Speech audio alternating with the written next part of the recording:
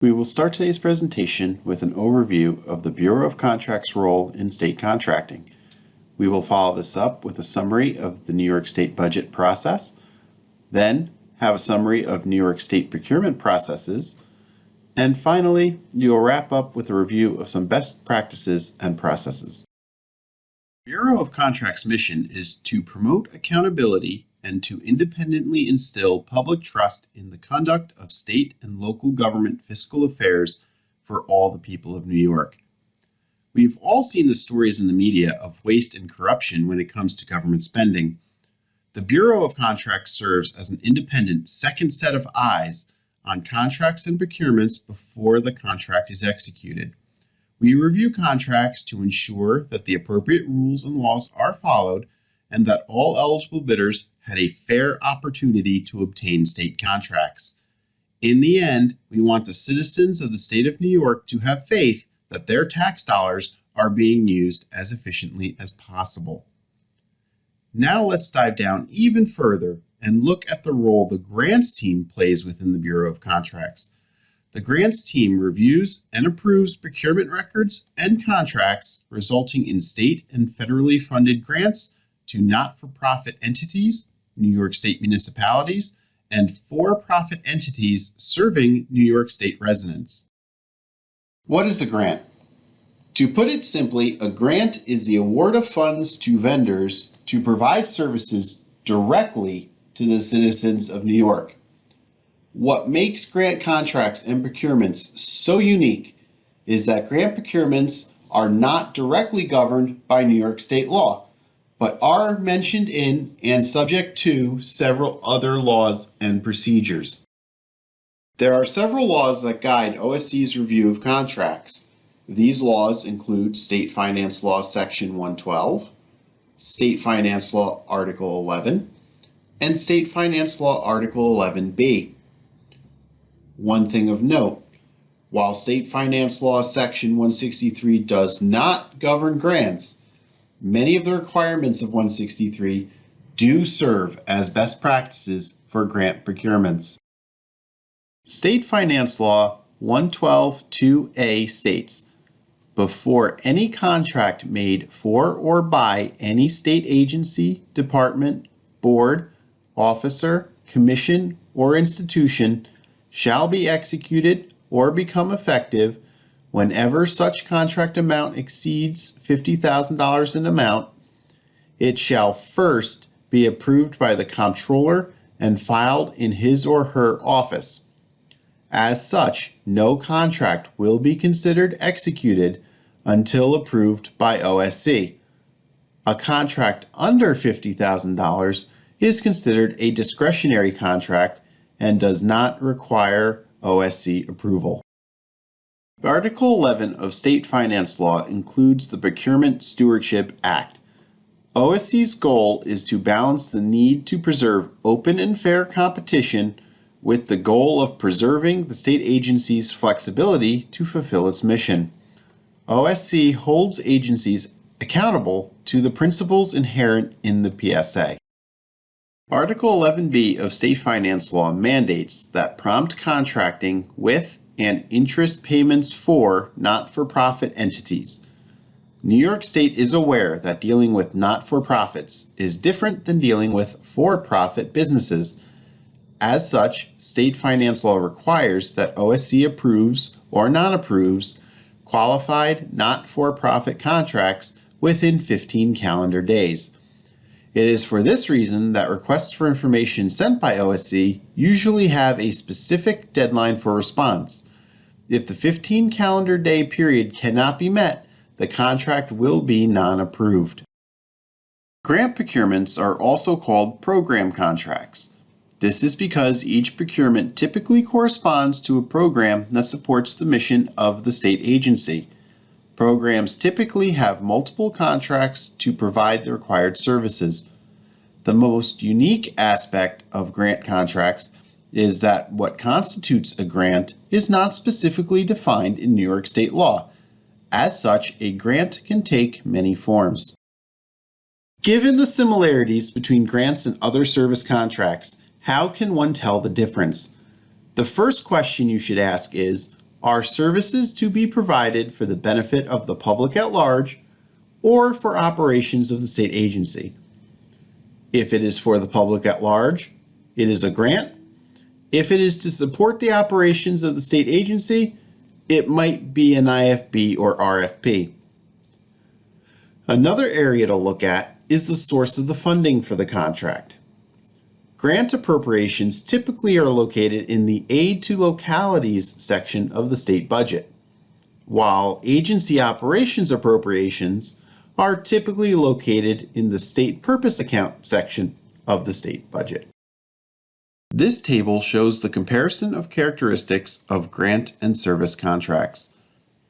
As previously mentioned, the first characteristic that separates a grant from a service is the purpose of the funds. Are the funds provided for the support of operations, or are they being provided for the public at large? Other characteristics that help define a service contract from a grant contract include the presence of a matching requirement, how the costs are evaluated, and how payments are made. Grants frequently contain matching requirements, while service contracts do not. The cost of a grant is usually evaluated on the reasonableness of the individual proposal and responsiveness to documented criteria, while a service contract is solely best price or best value. Grants typically include advanced payments and have scheduled payments, while service contracts only get paid upon the submission of invoices for completed work. It is also important to note that service contracts are subject to a number of other statutory requirements, such as tax law, consultant disclosure, and procurement lobby laws, while grant contracts are subject to prompt contracting laws. The purpose of state procurement is to facilitate each state agency's mission while protecting the interests of the state and its taxpayers, as well as promoting fairness in contracting. Through a variety of procurement procedures, a state agency and not-for-profit negotiate, develop, and sign a contract. The state agency then submits the contract to the Attorney General and Comptroller for approval. The New York State procurement process balances an agency's ability to fulfill its mission with our fiduciary duty to protect taxpayer dollars. The procurement process guides the award and negotiation of contracts, as well as includes other safeguards to reduce risk and get the most out of the state's money. Guiding principles for the procurement process include an equal playing field for all applicants. All vendors that have the required skill set should have the same opportunity to bid. A procurement should ensure that the best contractor is selected for the job based on the criteria and without favoritism. All efforts should be made to make sure applicants are notified and invited to apply for funding. While grants are not always as black and white as service contracts, comprehensive competition is expected. According to GFO Section 11.4a, procurement records should be submitted to OSC at least 30 days before any contract start date. Grant procurement records are approved by OSC prior to the agency's submission of contracts. The purpose of the procurement record is to document the process and the decisions made during the procurement process. OSC reviews the procurement record to ensure that the procurement process was completed in a fair, equitable, and competitive manner, to safeguard against favoritism, extravagance, fraud, and corruption, to provide checks and balances to regulate and oversee agency procurement activities, and to protect the interests of the state and its taxpayers. Submitted procurement records should include the following: the appropriate grant procurement checklist, enacting legislation and appropriation, proof of compliance with solicitation requirements, a comprehensive award list, award and non-award letters, and a sample boilerplate contract which documents a sample budget, work plan, and payment schedule. This list is not all-inclusive, and we will review some other required documents that are specific to certain types of procurements later in this presentation. As a rule of thumb, it is best to include any information that you feel is relevant to your procurement. Another best practice is to wait until the protest window has passed before submitting your procurement record to OSC for review. Other required information includes an agency contact person, phone, and email so that we know who to contact in the event of questions or clarifications, the agency name and agency code, the grant program title, who were the eligible applicants, what is the contract term, when is the earliest contract start date, when is the latest contract end date, and the number of contract awards being made. Please note that if you use the appropriate checklist, all of this information will be entered on it. Let's take a moment to discuss amending a procurement record. A common question we receive is, when is it necessary to amend a procurement record? An amended procurement record is necessary in the following scenarios: when additional funding is received and is being applied proportionally to all awardees, if a vendor declines funding and you are awarding the next highest applicant when the rights to do so were secured in the procurement solicitation, and when there were substantial errors in the initial submission. While there may be some other situations that require a procurement amendment, most other procurement adjustments require a contract reporter exemption request, which Carmen will discuss in a few minutes.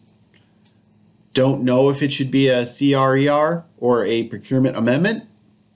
Contact us, and we will be happy to review it with you. There are 4 major procurement methodologies available for grant procurements.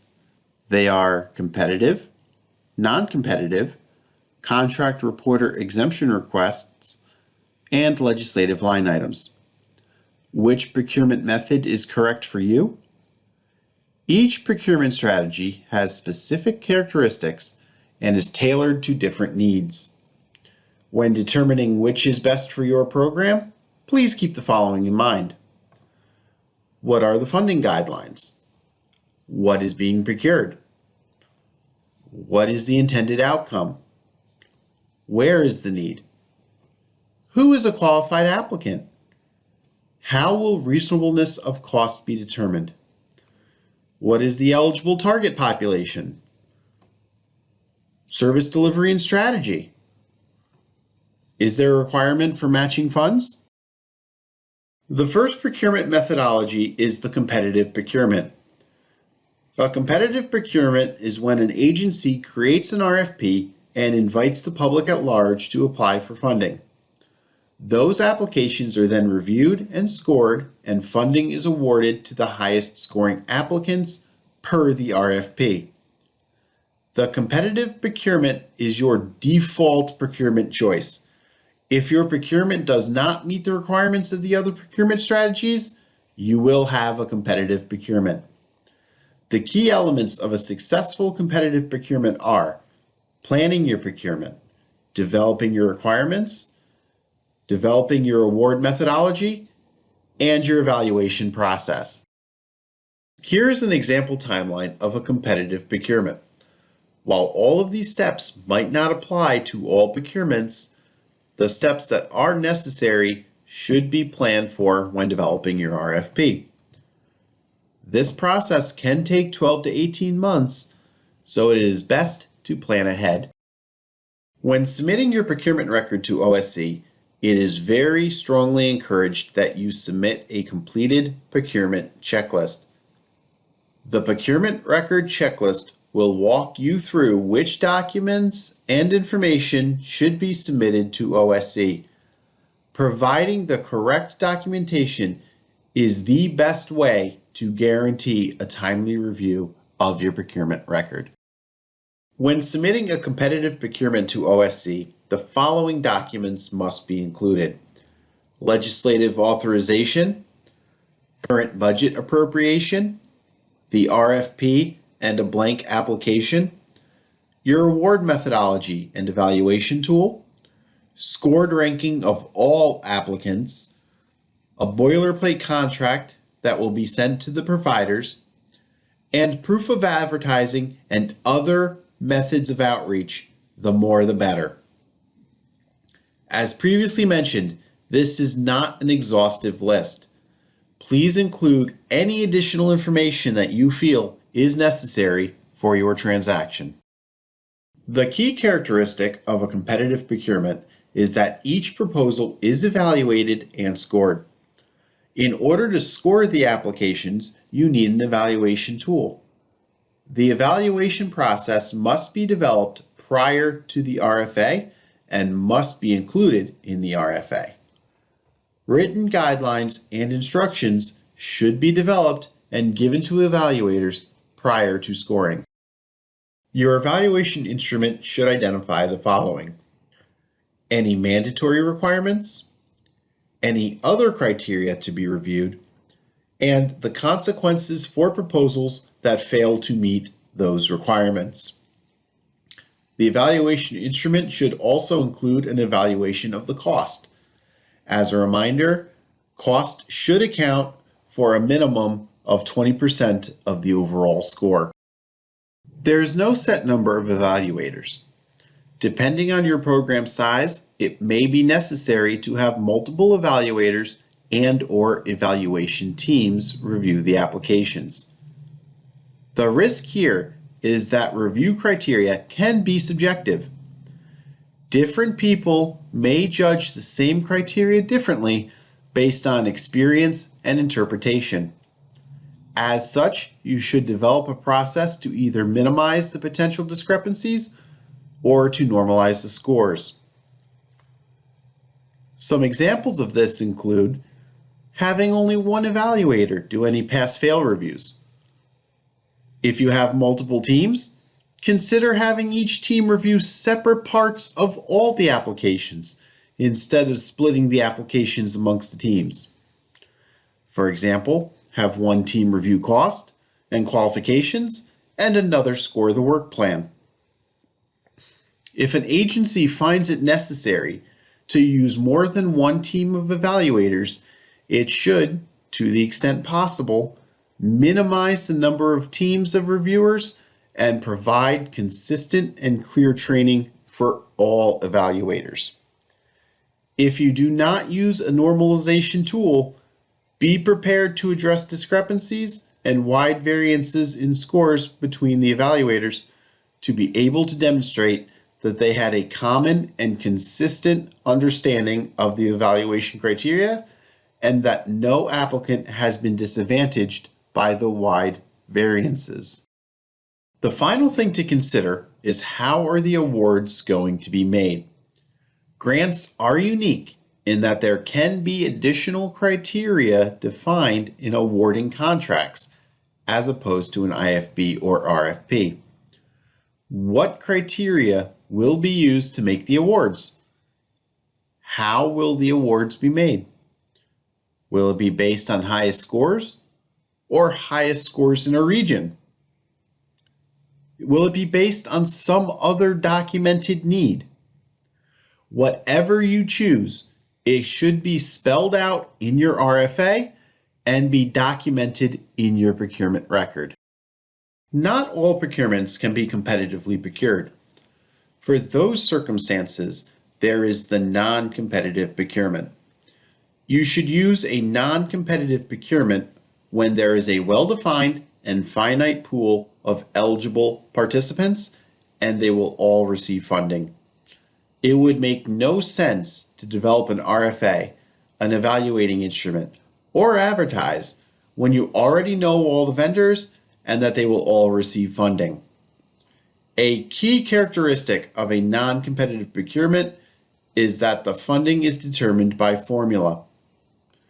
Some examples of formula-driven funding include contracts to all county health departments for immunizations that will be reimbursed by a formula based on census data, or contracts to municipalities for crime prevention programs that are based on crime statistics. Another example is federal government pass-through spending.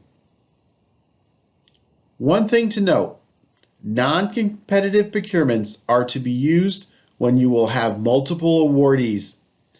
If there are only one or two contracts, a contract reporter exemption request would be a more appropriate procurement strategy. When submitting a non-competitive procurement record for review, the following information is required: the enacting legislation, a copy of the appropriation of funds for the procurement, a list of contractors which shows the funding amount awarded, contract numbers, and the specific contract term, and a copy of the boilerplate contract, which includes reporting requirements, the right to inspect audit statement, termination clauses, agency guidelines for payments and advances, eligible reimbursement expenses, and a comprehensive budget. The procurement should also include a program outline that describes the services to be provided, along with a short explanation of the need. It should also describe who the eligible audience is and how the agency determined everyone eligible is receiving funding. And it should describe precisely the process utilized to establish the contract amounts. I will now turn things over to Carmen, who will discuss the other procurement options for grant procurements. Thank you so much, Chris. There really is a lot that goes into a strong procurement record. It's no wonder that the process can take anywhere from 6 to 18 months from beginning to end. And then there's all the contract management activity that follows. A lot of respect is due to the contract management staff out in the agencies. Just a reminder, if you have any questions, please take note and we will try to get to you following the presentation. For the second half of the presentation, we will be discussing a few more items, including CRERs, legislative budget initiatives, and some miscellaneous transaction details such as audit types, contract number prefixes, OSC's encumbrance policy and associated exceptions, and important contract package inclusions. The Contract Reporter Exemption Request, or CRER, is the vehicle that agencies use in situations where advertisement of a procurement opportunity is not feasible and OSC authorization is required. Guidelines for this methodology can be found in New York State Economic Development Law sections 142 through 145.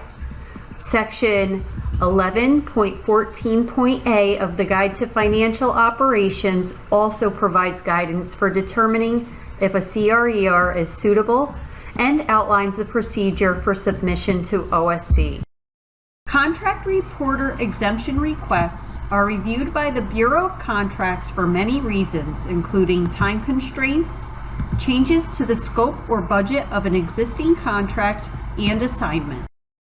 The agency is required to justify the need for the CRER by providing a descriptive narrative that includes the program description, explanation of vendor selection, and reasonableness of cost.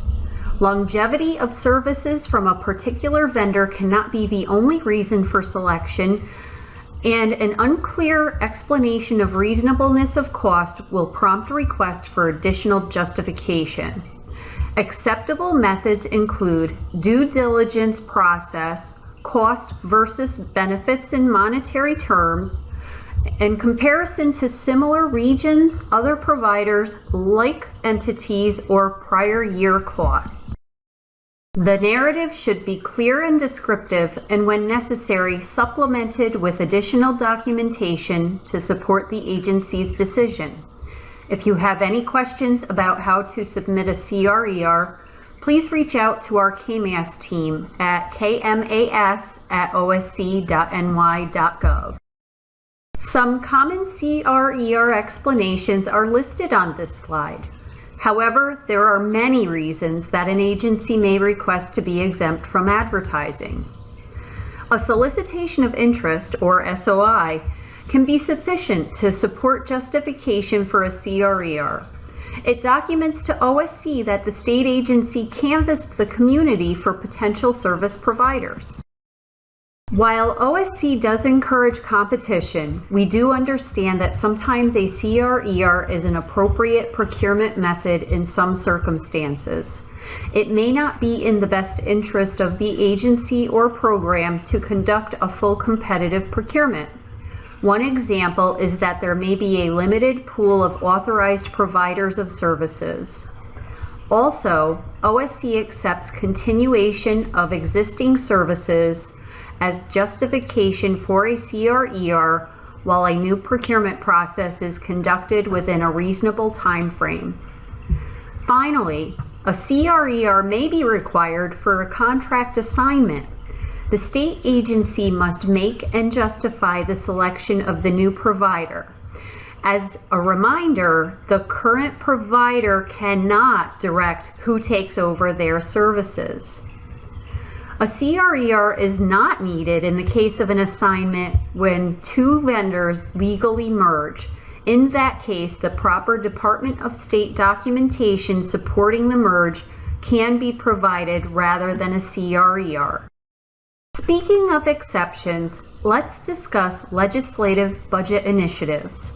These are the legislature's honey-do list for important programs that are assigned to agencies for administration, in addition to the agency's plans for programs determined critical to their missions. The administration of these programs includes the responsibility of demonstrating consistency with the appropriation language, and in cases of contracts meeting the $50,000 funding threshold, packaging of the transaction for OSC review. In the event that the grantee has not been named in the appropriation or the intent of distribution is not clear, the agency must provide a legislative initiative form or legislative letter of intent to support the transaction. M and TM contract prefixes were used to indicate member items. The M signifies member items supported by 007 funds, the TM representing that it is below the $50,000 threshold. While we see a good share of legislative budget initiatives, we do not see too many M contracts anymore because while the Community Projects Fund is still being used, new money is no longer being added to it. A line item allocation will provide the name of the recipient, the program, and the funding amount. In the example, the New York State Adult Day Services Association Incorporated is receiving $122,500 for services and expenses related to providing training and technical assistance to social adult day service programs in New York State. Let's take a look at some miscellaneous transaction details that can be cumbersome to agencies. This slide lists audit types and contract prefixes and suffixes used by agencies submitting contracts to OSC for review. It has been included to remind submitting agencies to please select the correct audit type when submitting transactions. There are a few agencies that accidentally submit Grants Gateway or GG contracts with the TGG audit type when it should be submitted under the GGA audit type. The newest audit type in the list is EGG, which signifies transactions submitted directly through EDSS. At this time, all transactions being processed by OSC are electronic, whether they are submitted through the Grants Gateway, EDSS, or are emailed as a PDF. Those being emailed as a PDF are still being processed under the TGG audit type. Furthermore, the GG suffix indicates only contracts submitted through the Grants Gateway. Contracts submitted through EDSS and email do not have the GG suffix. Grant contracts can only be authorized in one of four ways: competitive procurement record, non-competitive procurement record, contract reporter exemption request, or legislation. If questions arise throughout the development of the procurement and contract, the OSC Guide to Financial Operations and the New York State Procurement Rules and Guidelines are helpful tools for guidance. Additionally, OSC has checklists for competitive and non-competitive procurements, and the Contract Reporter Exemption Request form guides the preparer through pertinent questions for which the answers will develop the justification. Generally, OSC requires full encumbrance for the period the appropriation is provided, or through the current fiscal year. Community projects, funded contracts, and capital projects are expected to be encumbered for the full contract amount. Insufficient encumbrance can be cause for a non-approval. Please keep in mind that if a contract is over a year late in processing, the encumbrance will need to include the full first year and meet the OSC encumbrance policy for the current fiscal year. On rare occasions, when federal funding is delayed, agencies may submit a limited funding request. The Guide to Financial Operations, Section 11.2.c, Contract Funds Reservation, provides guidance on the submission of a limited funding request. The guidance includes a link to Form AC 3280S to be used for a federal fund encumbrance exception request. The following items must be submitted to OSC in advance of sending any contracts for processing. 1. A copy of the Federal Notice of Grant Award. 2. The anticipated time frame for the balance of the federal funds. And 3. The expected liability through the current fiscal year. Again, this is a rare circumstance and only applies to federal funding. Federal funding can be delayed for different reasons. Sometimes the federal budget has not yet passed, and sometimes the contract term overlaps two different federal funding years, which are from January 1st through December 31st, unlike the New York State fiscal year, which is from April 1st through March 31st. When a limited funding request is submitted to OSC, the partial encumbrance request is reviewed and a determination is made based on the information provided. OSC approval of the limited funding request is required prior to contracts being sent for review. This approval of the limited funding request is documented in an encumbrance letter, which needs to be included with the submission of each contract impacted by the partial encumbrance. Another component of the contract package that could cause a non-approval is the vendor responsibility review. OSC has an in-depth overview of the requirements for a successful vendor responsibility review in the Guide to Financial Operations, Section 11.16. This section of the GFO includes links to many resources, including the VenRep system, the Vendor Responsibility Questionnaire Form, the Vendor Responsibility Profile Form, and the Vendor Responsibility website. It also includes contact information for assistance. You can also find guidance regarding subcontractor responsibility review requirements here. An example of a built-in safeguard to protect taxpayers' interest would be the development of a renewal-based contract rather than a multi-year contract, which would allow the agency an opportunity for a more detailed annual review of performance before entering into additional renewal periods. A subcontractor includes any entity that receives funds from the vendor to perform work on a contract awarded by the state. For example, a vendor is awarded a contract worth $250,000 for an IT project. The vendor pays another firm $125,000 to write the software that will be used for that project. The firm is considered a subcontractor and must complete a questionnaire since their compensation is over $100,000. This requirement applies to all subcontractors that are known at the time of award and expected to earn $100,000 or greater over the life of the contract, including contracts where the prime contractor is normally exempt from VR, such as preferred source member agencies, corporate partners, or municipalities. Subcontractors are required to obtain a New York State vendor identification number and complete a questionnaire. The state contracting entity shall initiate the request for a vendor ID on behalf of the subcontractor. For contract transactions requiring vendor responsibility documentation, the state contracting entity must provide a statement that it has undertaken an affirmative review and has reasonable assurance that the submitting business entity is responsible. This statement, typically memorialized within the vendor responsibility profile, must be made by an authorized signatory. Please see GFO Section 2K, Authorized Signatures, for additional information regarding authorized signatories.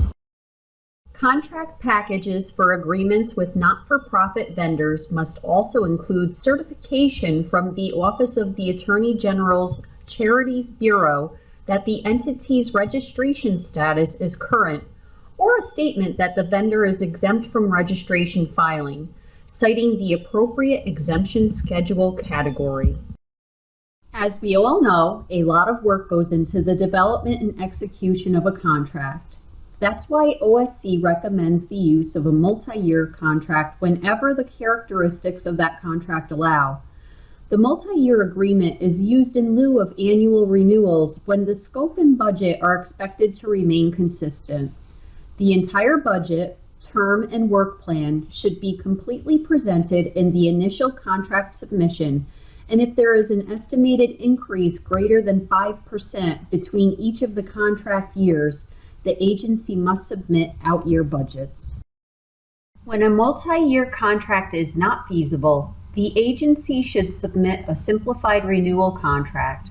While not utilized as often as it used to be because of the multi-year contract recommendation, this format allows a greater degree of flexibility and the ability to monitor vendors needing oversight. Quite often, contracts must be amended. Whether money and/or time is being added, the scope of work is changing, or if any budget category is being modified greater than 10%, even though the contract value is not changing, an amendment must be submitted to OSC for approval. A modification to a contract that would result in a transfer of funds among program activities or budget cost categories, but does not affect the total amount, consideration, scope, or other terms of such contract shall not by itself require such contract and modification to be submitted to the comptroller for review. However, where the amount of such modification is, as a portion of the total value of the contract equal to or greater than 10% for contracts of less than $5 million, or 5% for contracts of more than $5 million, the comptroller may require that such modification be submitted to him or her for review. A great deal of emphasis is placed on the review of the budget when a contract is submitted to OSC for approval. This slide is an example of a budget that OSC will return for additional information because it lacks sufficient detail. On the other hand, this budget provides a level of detail acceptable to OSC, including a line item tabulation of individuals, their positions, the amount of their time funded by the grant, their annual salary, and the annual funding amount for each position based on the full-time equivalent times the salary. Note also that overall categories such as equipment, materials and supplies, consultants, and other expenses have been broken down to show details for each. Agencies should ensure that their contracts meet the requirements of Executive Order 38, which dictates that at least 85% of state funding for operating expenses must be directed to direct care or services rather than administrative costs, and that generally state-funded executive compensation should not be greater than $199,000 annually. Indirect costs are costs for activities that benefit more than one program or objective and therefore cannot be identified to only a specific contract. Such costs are generally classified under functional categories such as general maintenance and operation expenses, general office and administrative expenses, and general overhead. Unless it is otherwise prohibited by statute, regulation, agency policy, or contract, the state will reimburse grant contractors for the state share of properly allocated indirect costs. Some common methods of allocating indirect costs are based upon time, space, units of service, or percentage of funding. To avoid any potential misunderstanding, each grant contract should specifically state whether or not indirect costs will be reimbursed, and the method or basis for allocation should be identified. In situations where the contractor provides services funded by a variety of sources, such as federal, state, local government, or private, indirect costs must be properly allocated to all such programs. The state will only reimburse its fair share of allowable indirect costs. For example, if a contractor operates a program for a local government or private entity whose policy prohibits the reimbursement of indirect costs, those costs must be borne by the contractor and may not be allocated to the state. Contract assignment transactions are necessary when the originally selected vendor can no longer perform the services per the executed contract, and a new provider assumes the rights and responsibilities of the contract at no additional cost to the state. Please consult the GFO for guidance regarding how to process assignment transactions.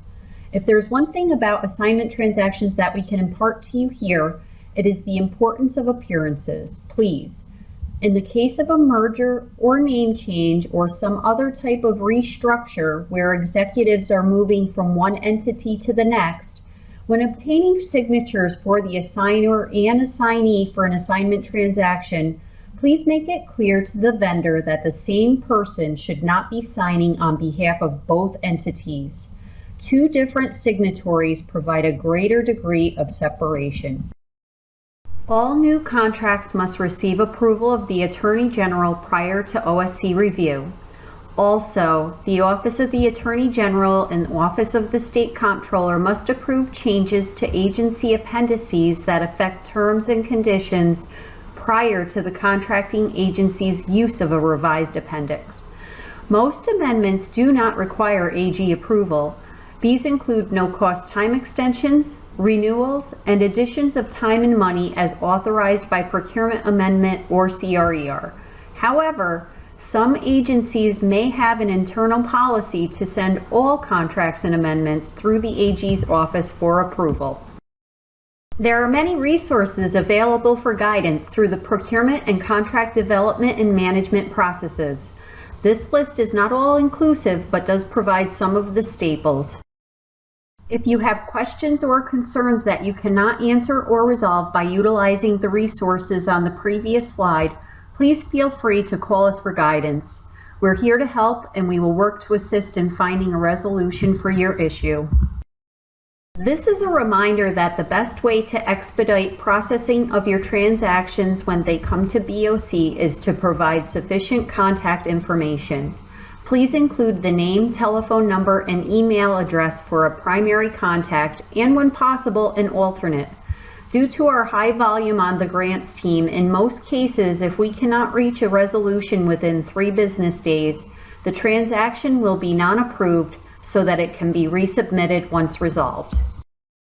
Thank you all so much for joining us for our 2020 Fall Conference presentation. Please stick around for our questions and answers segment.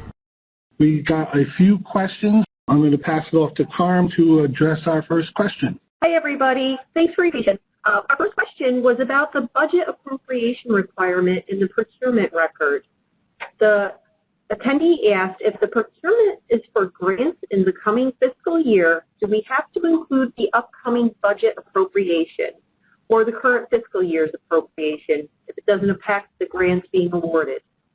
You can't give us what you don't have, but if it is a continuous program, then please show us last year's appropriation and just give us a statement that you'll provide the appropriation at the time the contracts are submitted for review.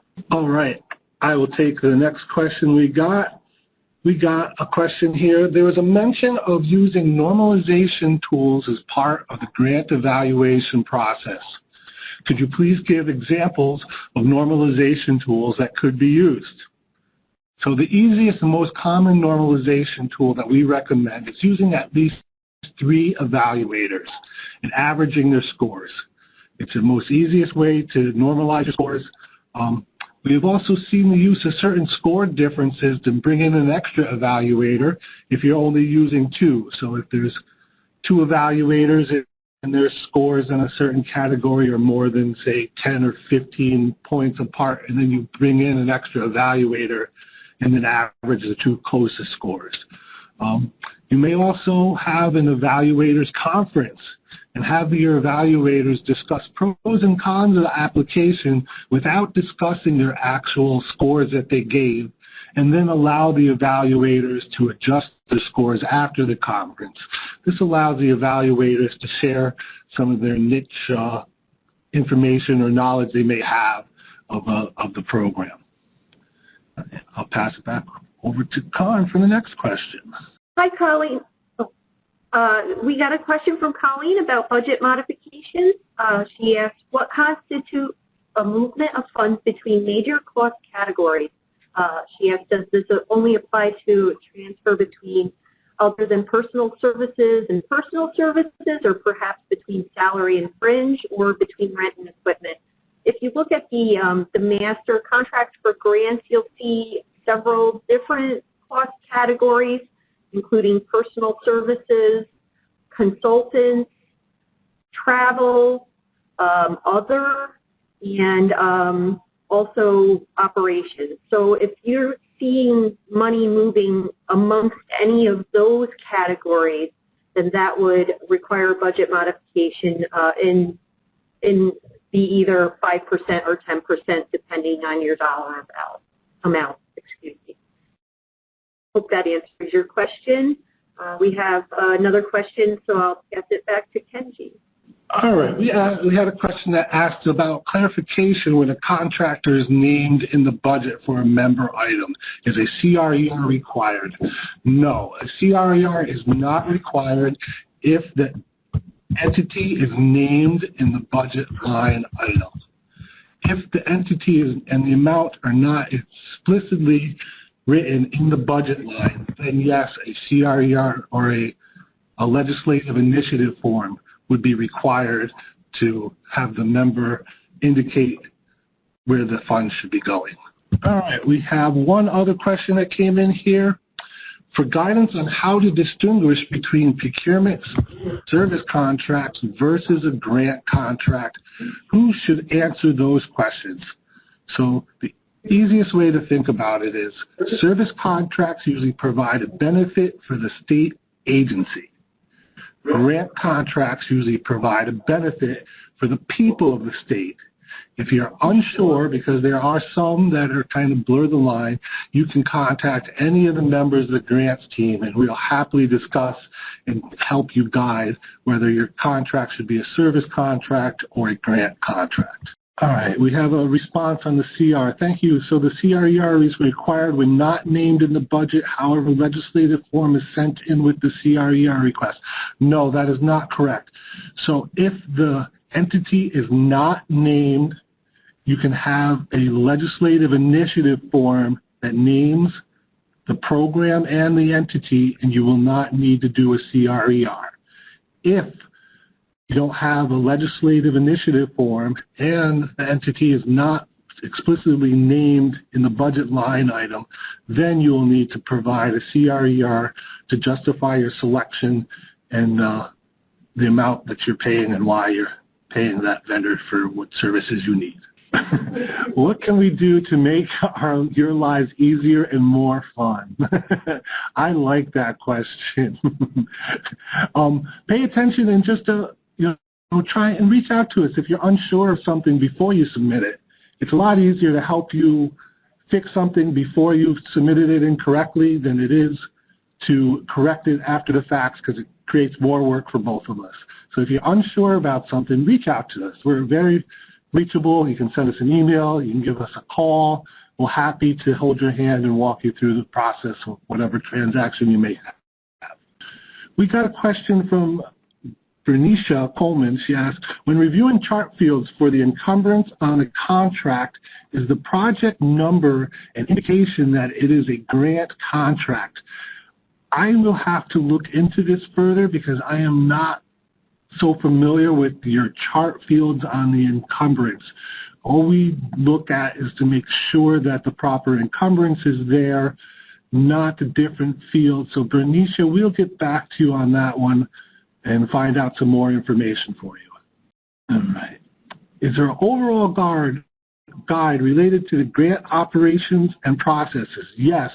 Look at the GFO, Guide to Financial Operations. Can help you with your grant operations and processes. How easy is it to obtain a CRER due to not getting the that's the RFA, out in time to procure new contractors? Old days impossible. We understand that there can be delays, and a CRER does not take us too much time to process as long as you're clear about why and what happened and how you want to use the shortest time period necessary to conduct your RFA, and you request a CRER for that time period. Hi, this one's for Cindy Knox. She asked, on slide 55, it mentions paying executives more than $199,000 if the contract only has a percentage of a salary and the percentage amount is less than $199,000. Is it okay if the salary base is over $200,000? Absolutely, Cindy.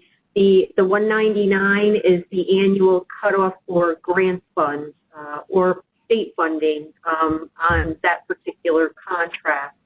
So so long as that salary is, the remainder is being paid elsewhere, that's okay. And that's Executive Order 38 for anyone who's wondering. All right, everybody, thank you for attending the Grants Best Practices presentation. If you have any other questions, you think of something later, always reach out to us. We're here to help you. Thank you. Enjoy your day.